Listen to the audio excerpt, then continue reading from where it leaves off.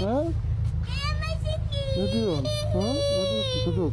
Hayırdır kardeş? Çocuk. Hayırdır kardeş? Ha? Hayırdır? Ne hayırdır lan? Ha? Hayırdır?